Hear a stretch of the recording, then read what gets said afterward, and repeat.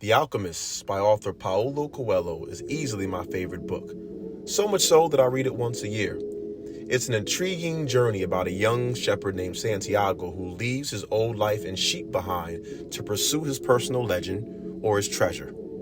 I recently realized that I love this book so much because it parallels my life. I too, like Santiago, have set out to pursue my personal legend and find my treasure.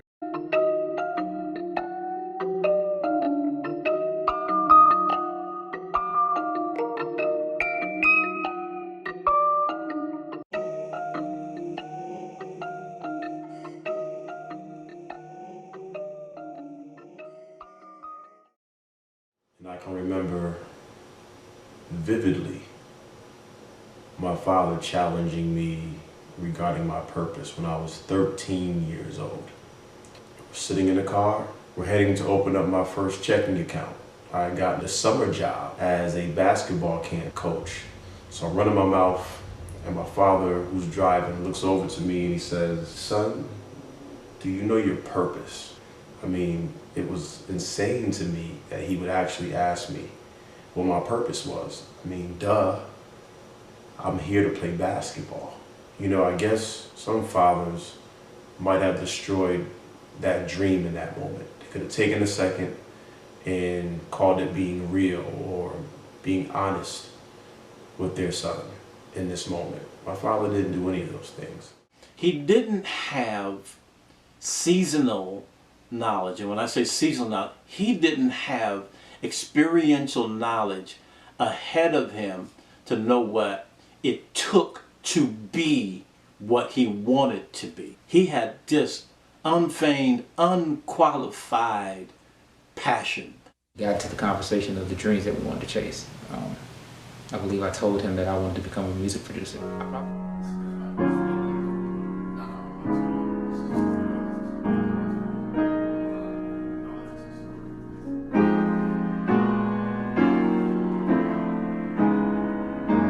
I believe that he told me he wanted to play ball. He wanted to be playing for an NBA team.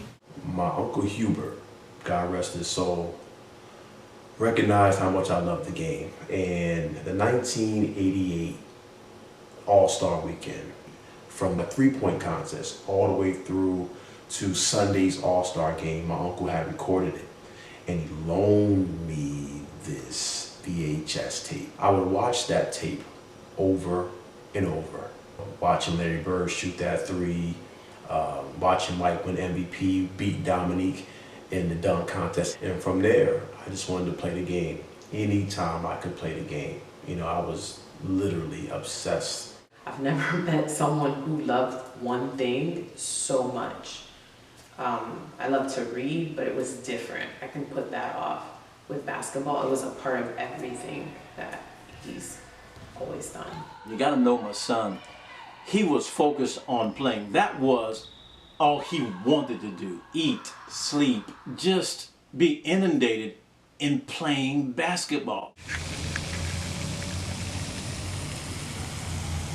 It is.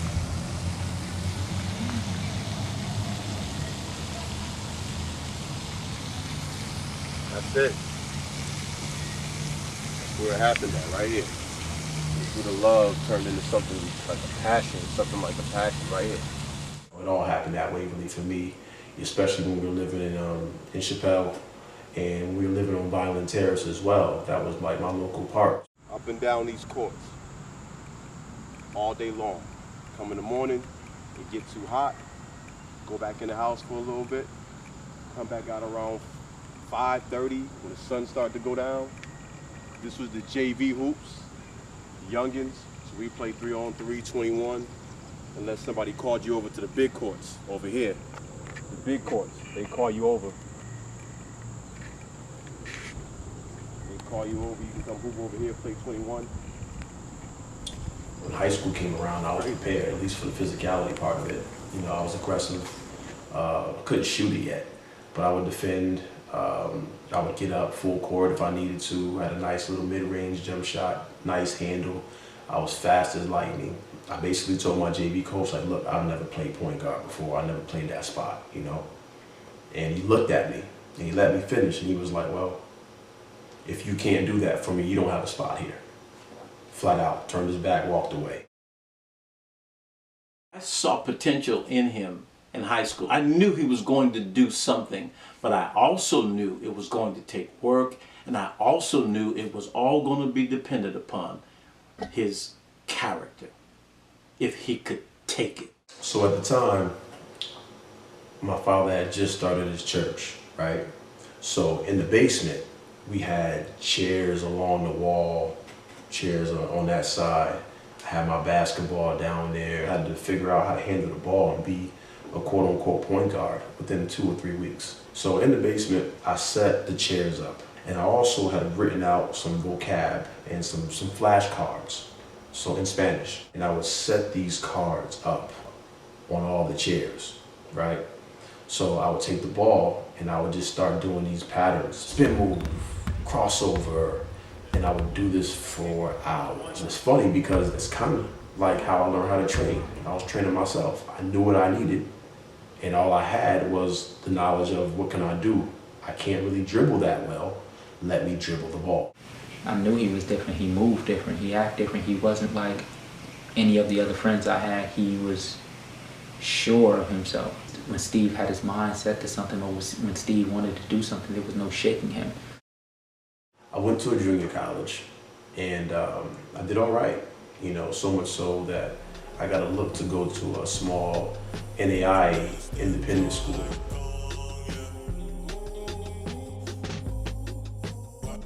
And all you need is one person to give you a shot. Max Ward gave me a shot. I ended up in Charleston, South Carolina, and our team was pretty bad.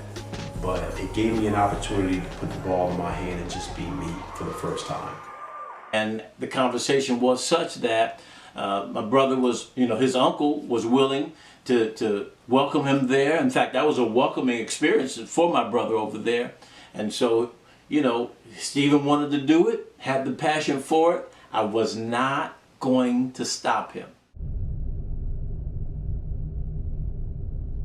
Jumped on the team, the Arrows, I believe they are, and this kid came away first year, full year, with a medal, championship medal. I applaud that. So I bet on myself, and I was proud, almost a DIY situation for me. No representation, no true game film, and no resume to speak of, but I found a way to get over there, even won a championship my first year. And where did I land up? Back home at my family's house with a couple $1,000s in my pocket. And I eventually had to get a job, as a maintenance man at the Y. So I'm cleaning toilets during the day, working out at night. And I did everything I could to stay in shape. And to complicate things, I went and got married. But just like a freight train that I am, I just kept rolling. That dream just would not die. So I re-entered the market. But this time it was different. I was married, so my strategy had to be stronger and I had to have an open mind. So I entered the semi-pro market.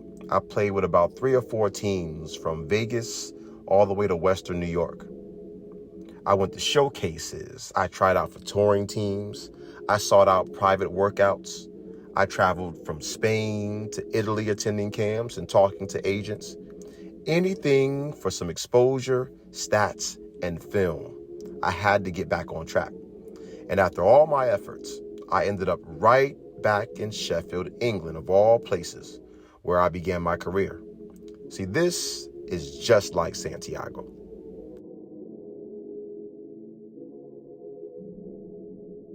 But I'm 30 now, 29, I'm 30 years old, I have a daughter. I'm in a committed relationship with my wife, and that caused some risks.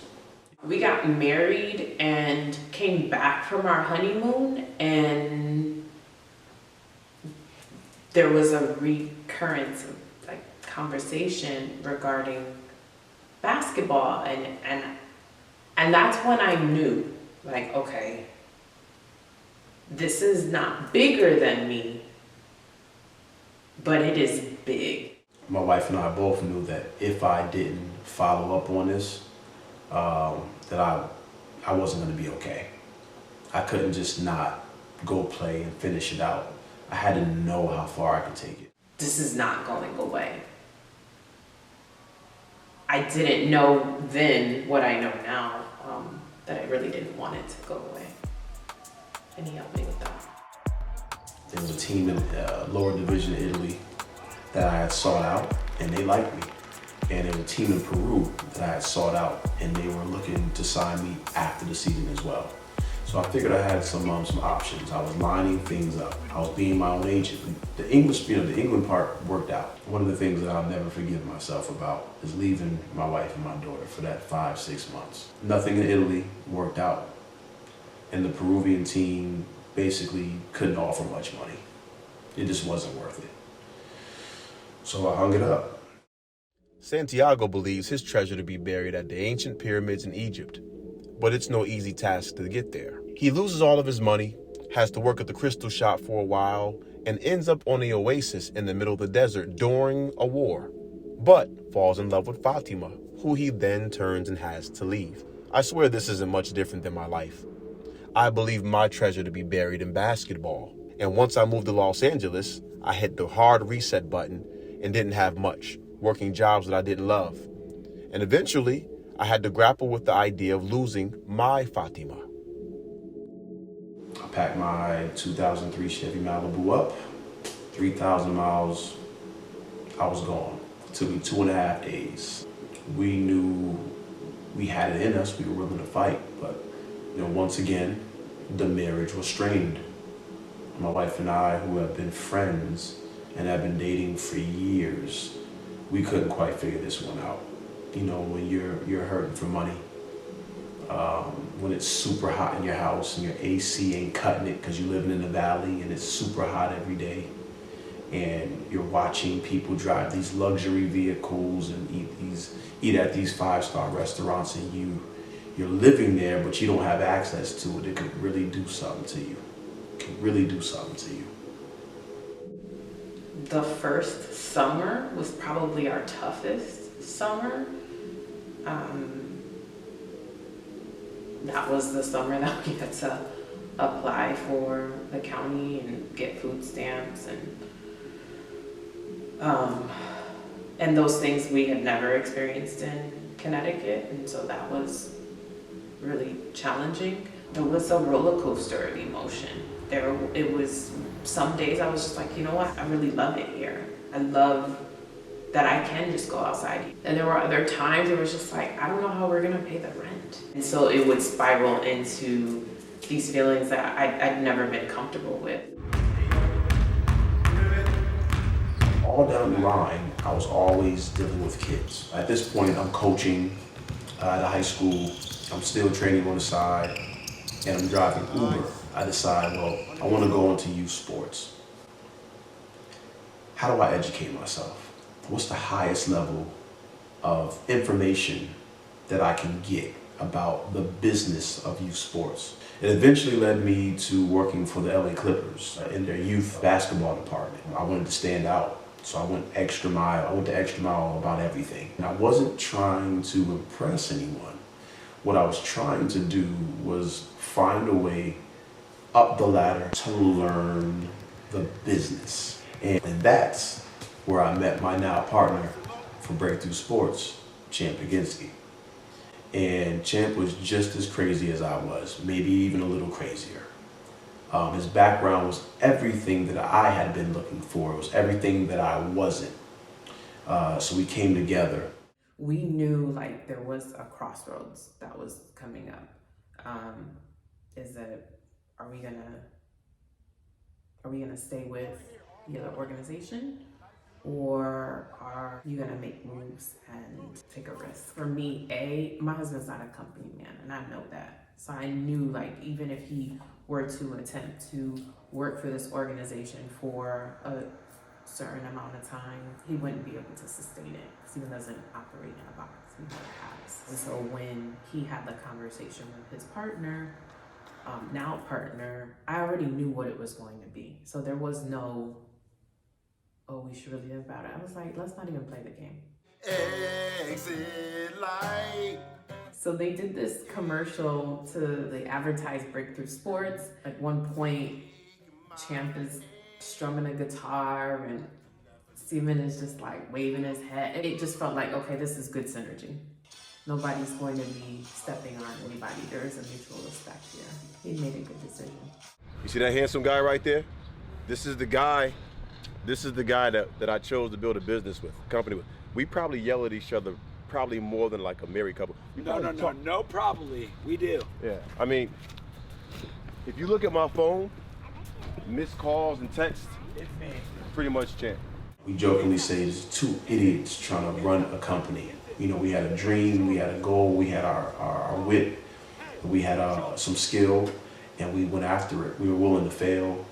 We were willing to have some successes. We were willing to try new things. We were open and receptive to the idea of learning on the job. We started small, you know, with a few cities, and then as we started to get better at what we were doing, we could expand a little bit. We were stretching our capacity to the point where, you know, at one point, it got bad for me. You know, I might have been traveling 16 hours a week, going to these cities and teaching, but LA traffic, it can get to you, and it got to me. I don't know how people do this every day for 15, 20 years to get to work or to get wherever. It's crazy. I swear to you, I have no idea how we do it. I think there was a whole lot that was happening, but because they're so headstrong and so like, we know that we've got a great product, we know that we have a lot that we want to do. We don't want any issues. We don't want to fumble at all. And so here's what we've got to do. And so they were just going to plow through, not taking into account what damage was being done. For the first time in my life, I started experiencing anxiety. You know, just kind of stressed out about how we were going to build this company, not quite understanding how we could scale with us doing so much of the work. Where in the country is COVID and the Delta variant the worst? And what's the potential that Delta mutates and creates a scenario that we go back to square one for the entire country? Boom, COVID hits. And, you know, what do you do when the entire country shuts down? Yeah, we were all at home, but we had a company that was starting to grow. And just as we were starting to look over the mountain, everything shut down. Just like everyone else, we went online. I was meeting with families about the transition and things that we're doing. I work with special ed, and I'm having to say to them, I apologize. My husband, he runs a youth sports company, and he's running classes in our kitchen right now. We had no idea if it would be successful. You know, doing the best we could with what we had. I'm proud of what we've done. Hey, listen, this definitely beats sitting behind somebody's desk, taking orders from someone who can care less about me. All right? When you own it, you got to show up for it. When you own it, you got to take ownership, be accountable. And whether I'm showing up late or not, I'm going to get there and I'm going to kill it. He and I have talked about what basketball has done to transform us or transform our lives. But I think even more so, just understanding the bigger or the overarching idea, which is how basketball has created a sense of belief for me, a sense of freedom for me and for our family. And so I think those things are huge, like invaluable. I've thought about Coach Steve often is a complete understatement. Like, there's so much things I apply that I don't even know I do. It's subconscious. He helped me chase goals and understand values that weren't just applicable in basketball, but applicable in life. And I think that is the best part about Steve is he might not create a bunch of D1, D2, D3, but he creates great people. And for me, that's much better than creating these, super athletes. When it comes to someone I need to push me, I need someone with a chip on their shoulder.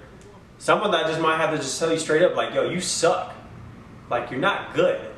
Because I'd rather have someone try to break me and then I can get stronger like that. Iron sharpens iron. Throughout the years, you've just seen me get more confident in my abilities and what I can do. And definitely Coach Steve played a big part in that.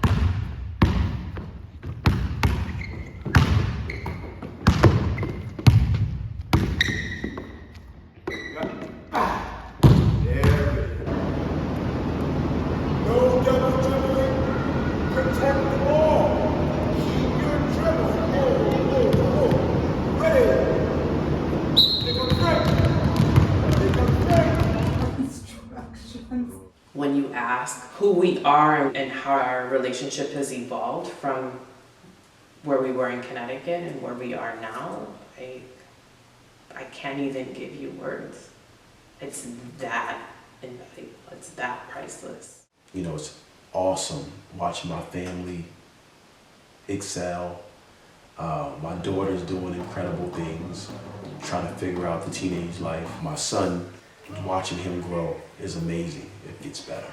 You know, my wife is a powerhouse. Watching her move, you know, things are different. Our relationship is at the, you know, at its height right now. And I'm like, man, if it gets better than this, I can't even imagine. In the beginning, I shared that I read The Alchemist once a year, and I've been reading since 2011. But this year, I read the epilogue. You heard it right. I had never read the epilogue before. It's actually kind of embarrassing. And as I finished the epilogue, my heart flooded with joy. I ran to my wife and I said, "Did you know that Santiago got his actual treasure when he got home? And that he actually went and got Fatima?" She said, "Yeah, you never knew that?" I just laughed because I guess I didn't need to know that part. I guess it wasn't time for me to read that part yet. But when I read it, once again, my heart flooded, almost like I knew him, almost like I was him. At the end of the day, it really starts with my father challenging me about my purpose. He told me to chase it.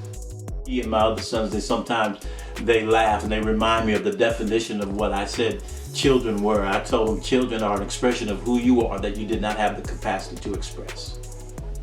And every now and then they'll bring it back to me. I didn't have the capacity to express that, but my son was the expression of what I could not express. Through my ups, through my downs, through everything that I've been through, chasing the game of basketball has ultimately set me on a journey, just like Santiago and the Alchemist.